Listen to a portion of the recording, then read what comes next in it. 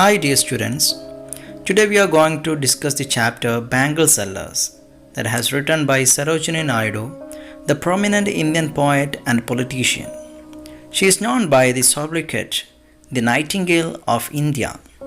Naidu's poetry is best known for intensely lyrical pieces replete with the imagery and contemporary Indian themes. She portrays the beauty and the variety of India and its traditions. India celebrates her birthday as National Women's Day on February 13th. The Bangle Sellers was published in the 1912 collection of poetry called The Bird of Times, Songs of Life, Death and Spring. The poem depicts a group of bangle sellers who wander from town to town to sell their inventory, explores the life of Indian women, the Indian culture and the traditional revolving around women. The setting of the poem is joyful. It's a comparison drawn between the bangles and their colors with nature and each phases of woman's life. The differently hued bangles symbolize different stages in a woman's life, as a young maiden, a bride, and as a middle-aged matron. The poem revolves around bangles, which is an important ornament for embellishment of women in Indian society. Here, the bangle sellers bear shining loads to the temple fair.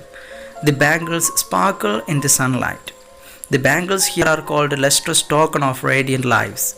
It shows us the Indianness of the poem, where bangles are bought on special occasions and are associated with happiness and prosperity. Let's go through the stanza-wise summary of the poem. The Bangle Sellers. Bangle sellers are we, who bear our shining loads to the temple fair. Who will buy these delicate, bright, rainbow-tinted circles of light, lustrous tokens of radiant lives, for happy daughters and happy wives? The first stanza talks about the poem is about a bangle seller, talking about the various kinds of bangles he carries with him, and about the women that buy them. The poem describes the everyday life of bangle sellers as well. The speaker of the poem is one such bangle seller, and the first two lines he describes what it is to carry precious shiny loads of bangles to the temple, fairs and other places where women can buy them. The third line is akin to a bangle seller's cry for the sale of his bangles. He calls out to women who might buy these bangles. He thinks these bangles are the tokens of happy lives and happy marriages.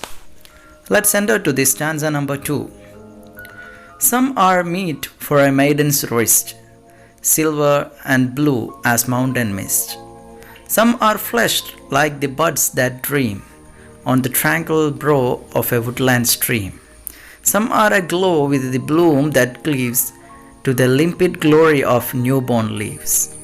In the stanza number 2, the bangle seller says that they carry different kinds of bangles, each catering to different types of women with different needs and preferences. He says that some are blue and silver like the mist in the mountains, which are fit for a maiden's wrist. Some bangles are of reddish hue like the fleshed buds found along a stream. Some of the bangles glow like the newborn leaves, owing to the dew and water from the stream. These are the representatives of the young girl in her prime. Stanza number 3.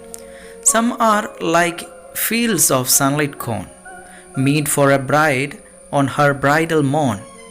Some like the flame of her marriage fire, or rich with the hue of her heart's desire, tingling, luminous, tender and clear, like her bridal laughter and bridal tear. The third stanza talks about some comparisons. Some bangles are of the colors yellow like sunlit cornfields. They represent the happiness of a bride to be on the morn of her wedding. Then there are bangles which are flame colored, red, orange, symbolic of a bride's passion and desire, especially on her wedding night. These bangles are luminous and transparent but also tender. The tinkling sound they make reminds one of the sound of a new bride's laughter, and the clear, tender finish of the bangles bespeak her tears. Her tears as she leaves her childhood home for her husband's home. Stanza number 4. Some are purple and gold flecked grey, for she who has journeyed through life midway, whose hands have cherished, whose love has blessed, and cradled fair sons on her faithful breast, and serves her household in fruitful pride, and worship the gods at her husband's side. The last stanza focuses on the life of a woman after she is married. The bangles for these women are purple with gold and grey flecked. They are representative of a woman who is of middle age or who have reached the midpoint of her life, where she has reaped the reward of her strife. This is the age when she has already bore sons and is proud of her life as she supports her husband, be it in life or when worshipping the household gods. So dear students, the central idea of this poem in brief is the bangles are representative of woman's life, and each color or type of bangles represents each stages of an Indian woman's life from puberty to middle life. Next, let's discuss the poetic devices that is used in this poem. In stanza number 1, rainbow tinted circles of light. This is an instance of a metaphor. The colors of the bangles are likened to the colors of the rainbow, and the light reflected by the bangles gives it the appearance of being made of light. In stanza number 2, silver and blue as the mountain mist. This is an instance of a simile. Here, the color of the bangle is compared to the mist of mountains.